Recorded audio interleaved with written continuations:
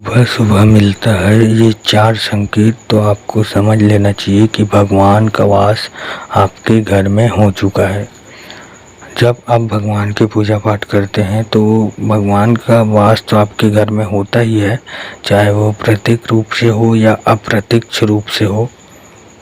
लेकिन सुबह सुबह ये ही 4 संकेत मिलने पर समझ लीजिए कि आपके घर में भगवान का वास हो चुका है। कई बार हमें ऐसा संकेत मिलता है जिससे हम समझ सकते हैं कि भगवान का वास हमारे घर में हो चुका है, लेकिन हम उस संकेत को अनदेखा कर देते हैं, नासमझ कर देते हैं, तो हमें वो चीज़ें पता नहीं होती। और बहुत से ऐसे लोगों को पता ही नहीं होती कि भगवान का वास उनके घर में, उनके मंदिर में है और भगवान उनके घर में आ चुके हैं। तो आज मैं आपको ऐसे 4 संकेतों के बारे में बताने जा रहा हूँ जिनसे आपको पता कर सकते हैं कि भगवान का वास आपके घर में हो चुका है, आपके मंदिर में भगवान विराजमान हो चुके हैं। आइए जानते हैं कौन से वो 4 संकेत हैं जिनसे हमें पता चलता है कि भगवान का वास हमारे घर में हो चुका है। कई बार कई लोग ऐसे गलती कर देते हैं कि भगवान आते रहते हैं फिर भी वो घर से आधे रास्ते से वापस चले जाते हैं। क्यों? क्योंकि कई बार एक बार आज पूजा की, कल नहीं की, कल परसों की, नरसों नहीं की। ऐसा गलती कई लोग ऐसे कर लेते हैं जिनसे भगवान आने के बाद भी वापस चले जाते हैं। और कई लोग तो ऐसे हैं जिनको पता ही नहीं रहता कि भगवान का वास उनके घर में है, और ऐसे गलती कर देते हैं कि हम बहुत दिनों से भगवान का पूजा पाठ कर रहे हैं और हमको संकट है, हमको तकलीफ़ है और हमारा कुछ कार्य नहीं बन रहा है, कोई मतलब नहीं है पूजा पाठ करने से, हटा दो सबको। ऐसे गलती भी करते हैं। क्यों? क्योंकि उनको पता ही नहीं रहता कि भगवान का वास उनके घर के मंदिर में हो चुका है या नहीं हुआ है। पहला संकेत होता है बहुत सी चीज़ों का बदलाव होता है। बहुत से चीज़ों का बदलाव मतलब आप समझ सकते हैं, अगर आप महसूस करेंगे तो आपको समझ आएगा कि पहले कैसा था और अब कैसा था। मान लीजिए कि उदाहरण के लिए मैं आपको बता रहा हूँ कि आप पहले 10 रुपये कमाते थे और उसमें आपका गुजारा नहीं होता था। आज आप 10 रुपये कमा रहे हैं, उसमें गुजारा भी हो रहा है और 2 लोगों को बाहर का भी खिला रहे हो और कुछ पैसा भी बच रहा है। ये पहला संकेत होता है भगवान का आपके घर में वास होना। सुबह सुबह ये संकेत मिलती है और ये ऐसा संकेत है जो हमेशा आपको मिलती है कि पहले आप 10 रुपये कमा रहे थे, उसमें किसी का गुजारा नहीं होता था, आज 10 रुपये में 2 लोग और खा रहे हैं और कुछ पैसा और बच रहा है। ये आपकी समझने के ऊपर होती है ये बातें। पहले आपको कर्जा हो जाता था, 10,000 रुपये कमा रहे हैं तो भी अब ऐसा होता है कि वो 10,000 रुपये कमा रहे हैं तो उसमें कुछ पैसा बच भी जाता है, कर्जा भी नहीं होता और घर परिवार अच्छे से चल जाता है। पहले जो आटा को 3 लोग खाते थे उसी आटे को आज 10 लोग खा रहे हैं। मतलब कहा जाए तो बरकत होनी स्टार्ट हो जाती है आपके अंदर, आपके घर परिवार में बरकत होना शुरू हो जाता है। जो आटे को आप 3 लोग नहीं खा पा रहे थे, जिसके कम पड़ जा रहा था, वही आटे को आज 10 लोग खा रहे हैं, तो इसे बरकत ही कहा जाता है। आपके काम धंधे में बरकत, आपके खान पीन में बरकत, हर प्रकार से बरकत होना स्टार्ट हो जाता है। तो ये उनका संकेत होता है जिनको आप समझ सकते हैं, महसूस कर सकते हैं। इसको आप महसूस ही कर सकते हैं। भगवान जब आपके घर में आते हैं तो आपकी धीरे धीरे इच्छा पूरी होनी शुरू हो जाती है। अब ऐसा नहीं है कि भगवान आपके सामने आकर एकदम से धन दे दे कि जाओ बेटा ऐसे कर लो, वो होता इस तरीके से है। भगवान आपको दुखों से लड़ने की शक्ति देते हैं, उनको सहने की शक्ति देते हैं, आपको हर प्रकार से सक्षम करने की कोशिश करते हैं भगवान। आपके कर्म के अनुसार से आपको दुख भी लेना है, सुख भी लेना है।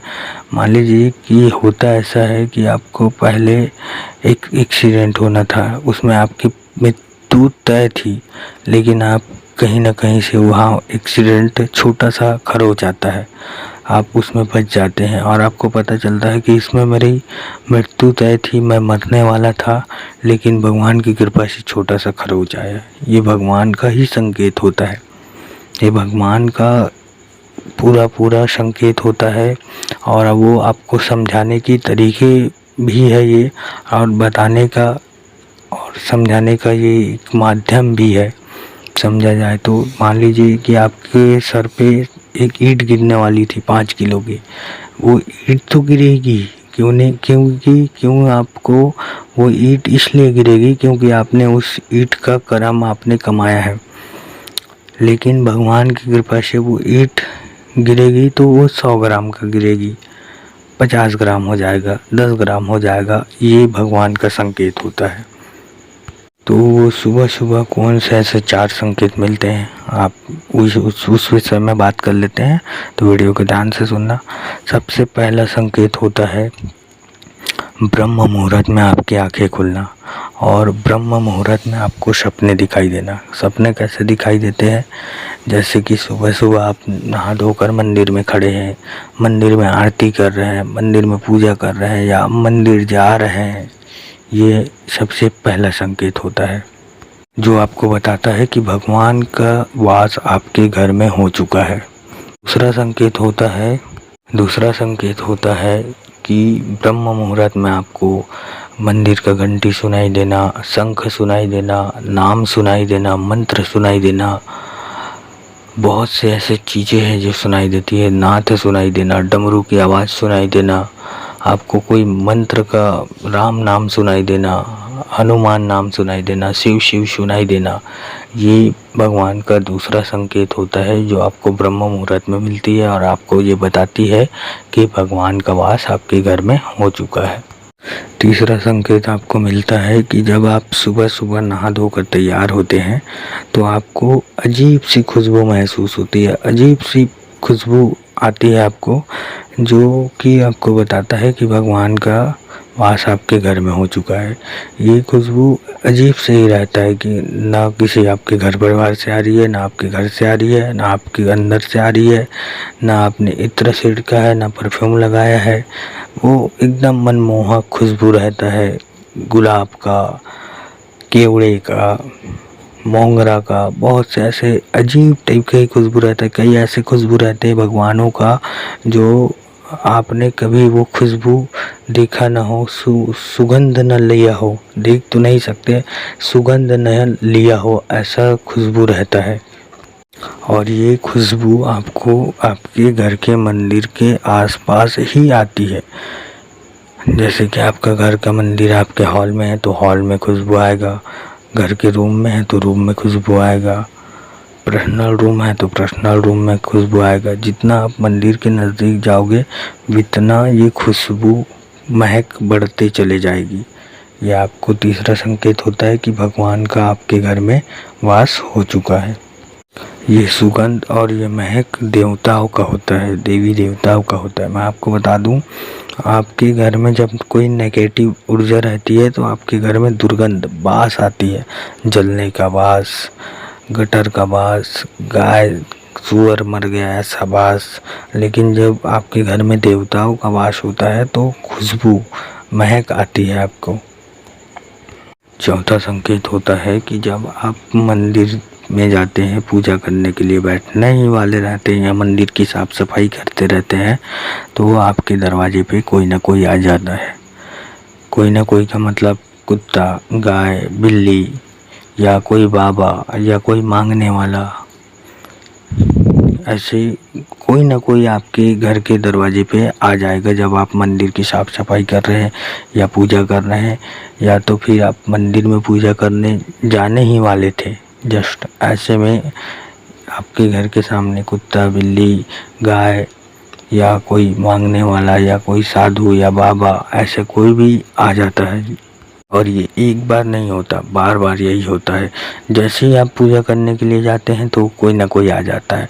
हफ्ते में अगर 3 से 4 बार ऐसा होता है तो ये आप समझ लो कि ये भगवान का संकेत है कि आपके घर में देवी देवता का वास हो चुका है, आपके मंदिर में आप भगवान का वास हो चुका है।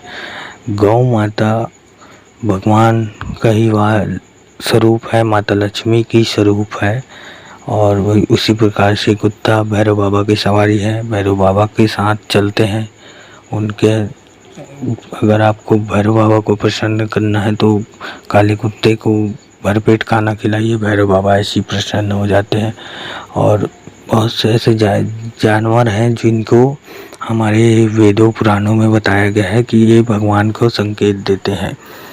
और ठीक उसी प्रकार से अगर कोई ब्राह्मण आता है तो उन्हें भी भगवान ही कहा जाता है, कोई मांगने वाला आता है तो उन्हें भी भगवान ही कहा जाता है।